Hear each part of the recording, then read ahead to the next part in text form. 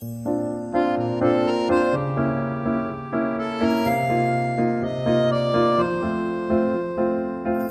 22일) 화요일 새벽 설교 방송입니다. 오늘의 말씀은 창세기 49장 1절부터 12절입니다.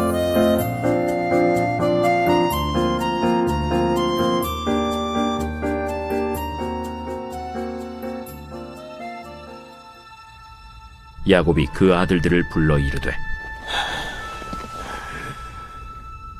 너희는 모이라. 너희가 후일에 당할 일을 내가 너희에게 이르리라. 너희는 모여 들으라.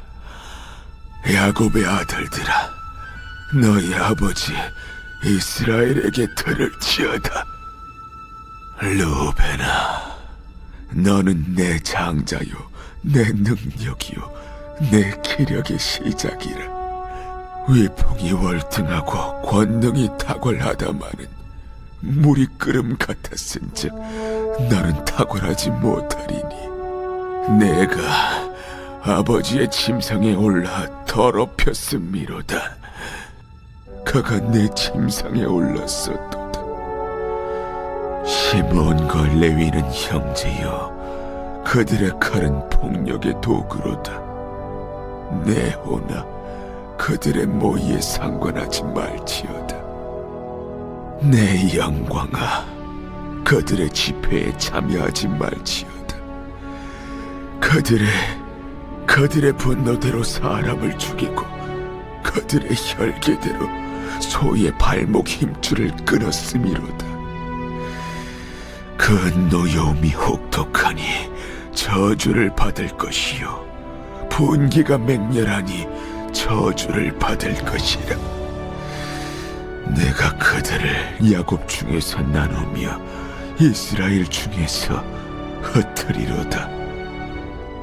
유다야, 너는 내 형제의 찬송이 될지라. 내 손이 내 원수의 목을 잡을 것이요, 내 아버지의 아들들이 내 앞에 절하리로다. 유다는 사자 새끼로다. 내 아들아, 나는 움킨 것을 찢고 올라갔도다. 그가 엎드리고 웅크림이 수사자 같고 암사자 같으니 누가 그를 범할 수 있으랴. 규가 유다를 떠나지 아니하며 통치자의 지팡이가 그 발 사이에서 떠나지 아니하기를. 실로가 오시기까지 이르리니 그에게 모든 백성이 복종하리로다.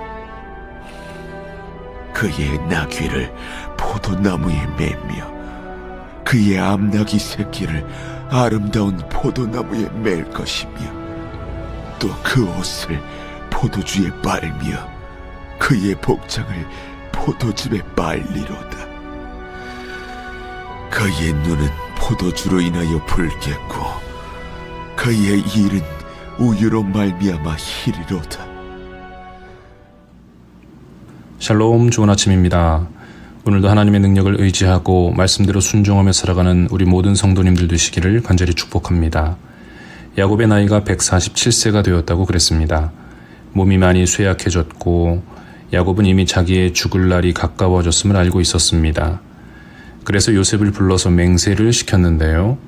자기가 죽더라도 애굽에 그냥 두지 말고 조상의 묘지에 장사해달라는 거였습니다. 요셉의 맹세를 받은 야곱이 얼마 후에 건강 상태가 더 안 좋아졌는데요. 그때 요셉이 두 아들을 데리고 가서 아버지의 축복 기도를 받게 됩니다. 야곱은 요셉의 두 아들을 자기의 아들로 삼겠다고 선언을 하면서 결국 요셉에게 2배의 축복을 하게 됩니다. 장자의 축복을 요셉에게 주고 싶었던 것이죠. 야곱은 지금 이 세상 떠날 준비를 하고 있는 것입니다. 조상의 묘에 장사 지내달라는 맹세도 받았고 또 사랑했던 요셉과 두 손자를 향하여 특별한 축복을 하기도 했습니다. 몸은 쇠약해져 갔지만 마음은 한결 편해졌습니다. 하지만 몸 상태는 하루가 다르게 악화되고 있었는데요. 야곱은 나머지 아들들에게도 유언을 남겨야겠다는 결심을 하게 됩니다. 오늘 읽은 본문에 그 장면이 나오고 있습니다. 1절 말씀을 보니까 야곱이 그 아들들을 다 불러서 말하고 있습니다. 야곱이 그 아들들을 불러 이르되 너희는 모이라. 너희가 후일에 당할 일을 내가 너희에게 이르리라.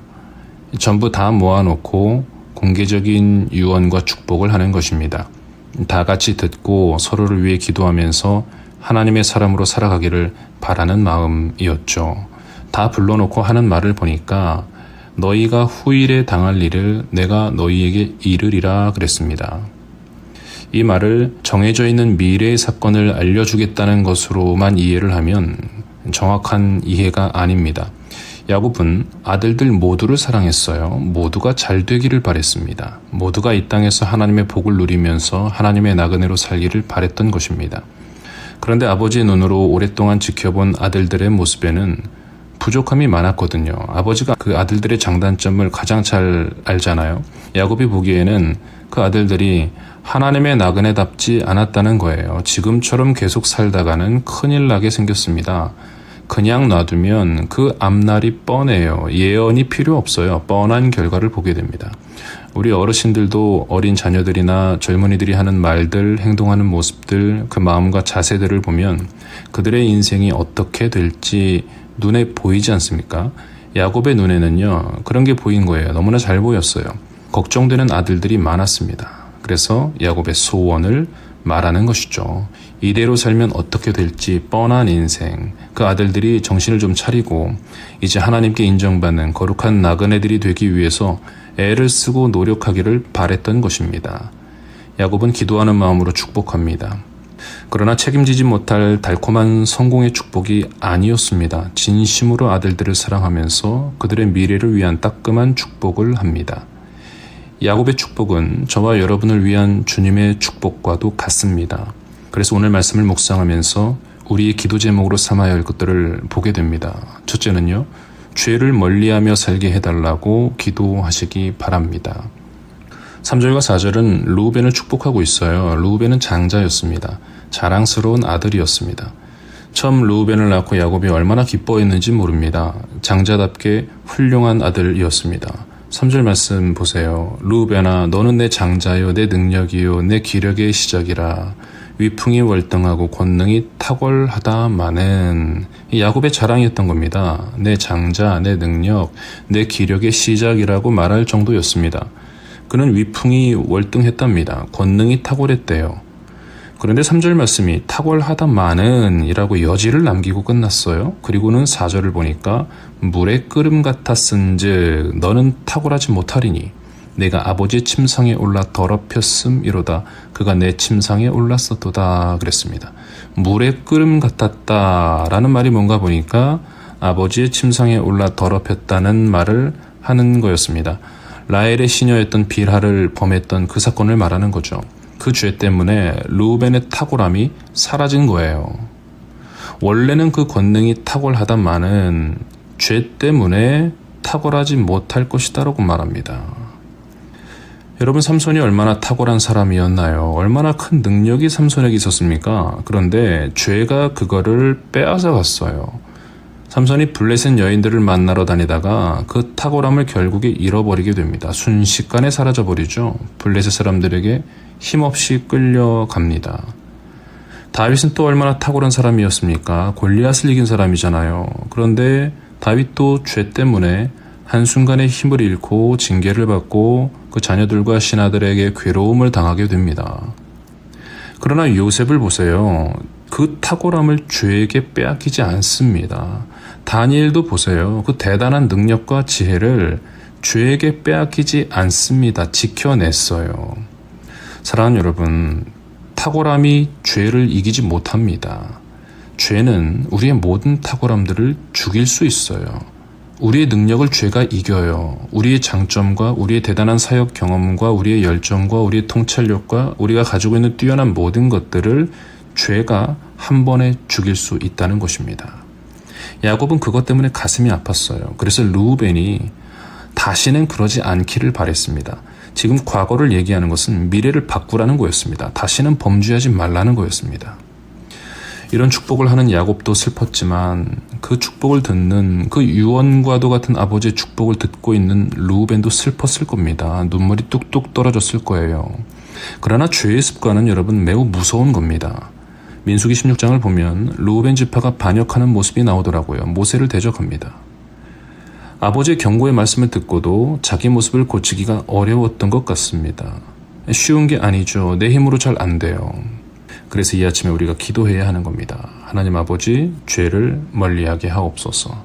하나님이 죄라고 말씀하신 것들을 내가 별거 아니라고 생각하거나 쉽게 보거나 만만하게 보면서 내가 이길 수 있다고 교만해지지 않게 하옵소서.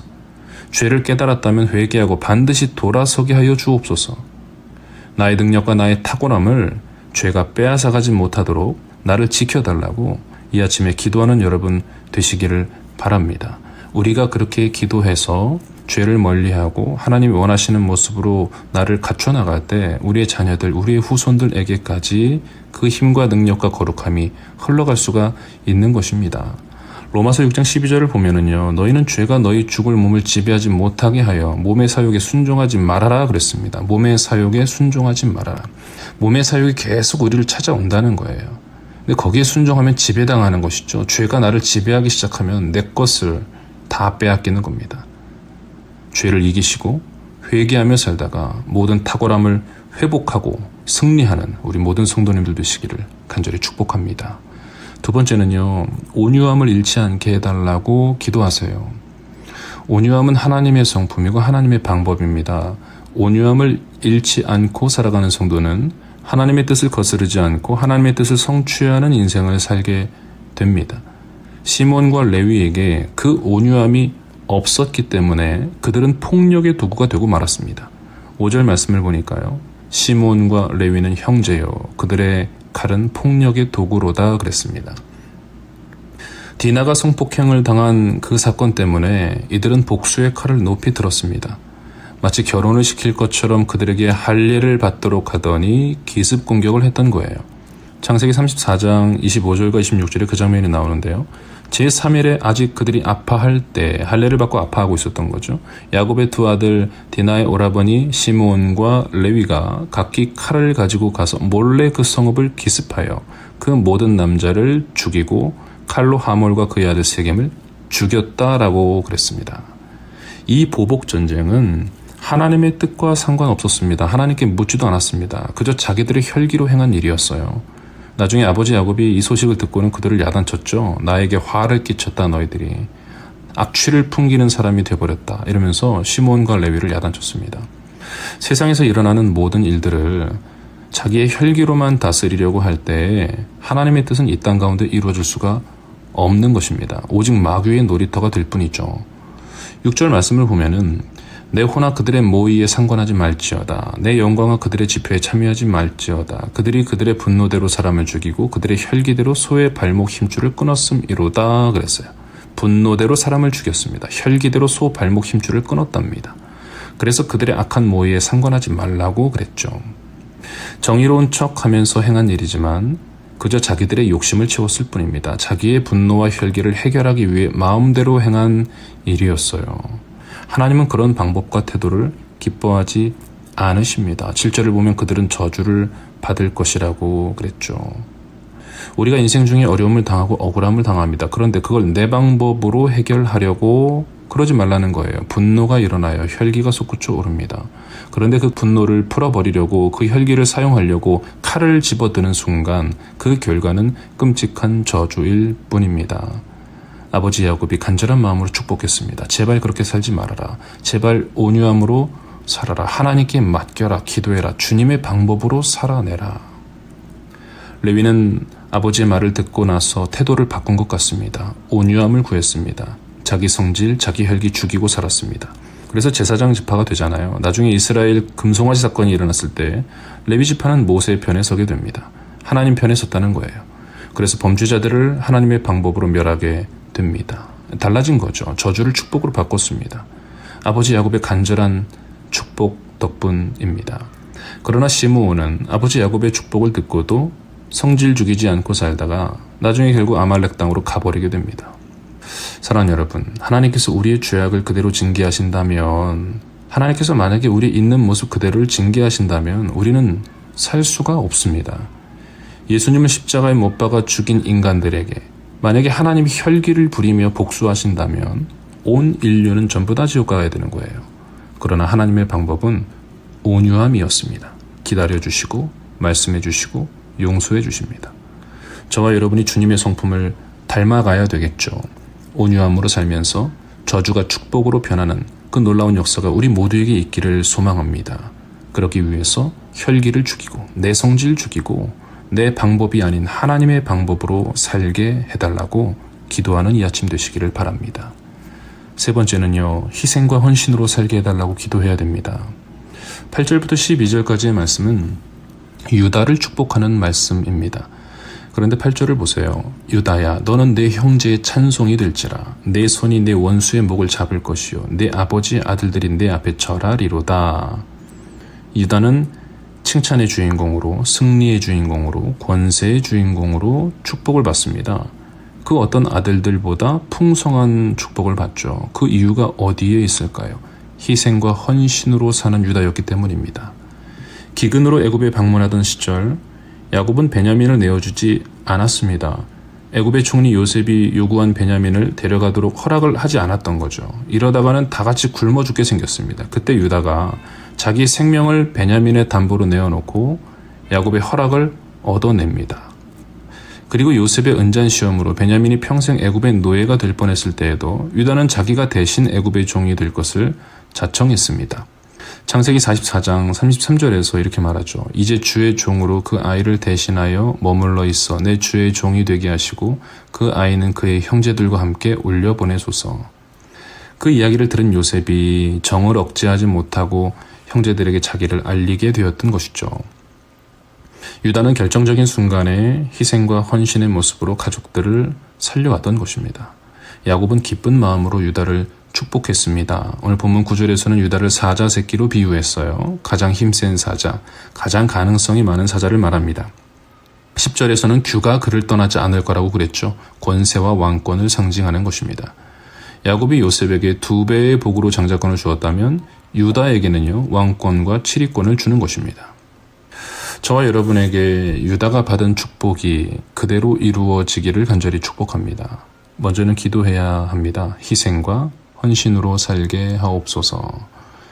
고린도전서 10장 33절에서 말합니다. 나와 같이 모든 일에 모든 사람을 기쁘게 하여 자신의 유익을 구하지 아니하고 많은 사람의 유익을 구하여 그들로 구원을 받게 하라. 나의 유익을 내려놓으면 사람들을 기쁘게 할 수 있고 또 구원받게 할 수 있다는 말씀이죠. 우리에게 이러한 희생과 헌신이 있기를 바라고 그로 인하여 우리 가정과 민족이 유익을 얻으며 구원받는 놀라운 역사가 있기를 간절히 소망합니다. 하나님의 거룩한 나그네로 살아가는 일이 쉬운 일은 아니지만 야곱의 축복과 사랑의 권면을 기억한다면 충분히 가능한 일입니다. 오늘 하루를 살면서도 죄를 멀리하고 온유함으로 또 희생과 헌신으로 살아가는 우리 모든 성도님들 되시기를 주의 이름으로 간절히 축복합니다. 기도합시다. 하나님 아버지, 야곱의 아들들을 바라보며 사랑으로 축복했습니다. 우리 모두를 향한 주님의 마음인 줄로 믿습니다. 주님께서 우리의 모든 것을 아시고 죄에서 떠나라 하시며 온유함으로 살라 하시며 희생과 헌신으로 살라 말씀하시는 줄로 압니다. 말씀대로 살면서 회개하게 하시고 말씀대로 살면서 저주를 축복으로 바꿀 수 있는 우리 모두가 되게 하여 주옵소서. 날마다 하나님 예비하신 하늘의 복을 받는 복의 주인공으로 살게 하여 주옵소서. 오늘 하루를 사는 동안에도 성도들의 건강을 지켜주시고 생업의 현장에서 땀 흘려 수고할 때마다 주님 능력의 손으로 붙잡아 주시고 힘과 능력 더하여 주옵소서. 우리와 동행하실 주님께 감사를 드리며 예수님의 이름으로 기도드립니다. 아멘.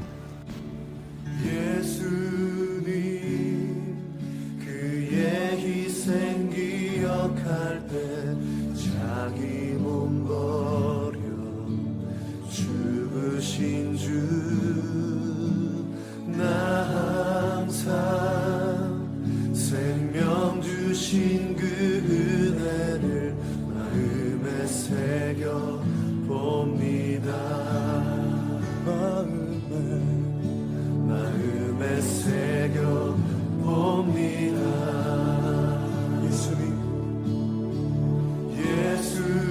예수님 그의 희생 기억할 때 자기 몸 버려 죽으신 주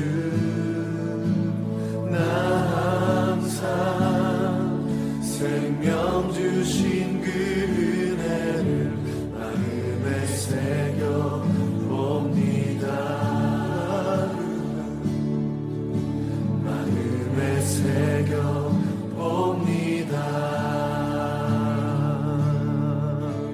주 달리신 십자가를 내가 볼 때 주님의 자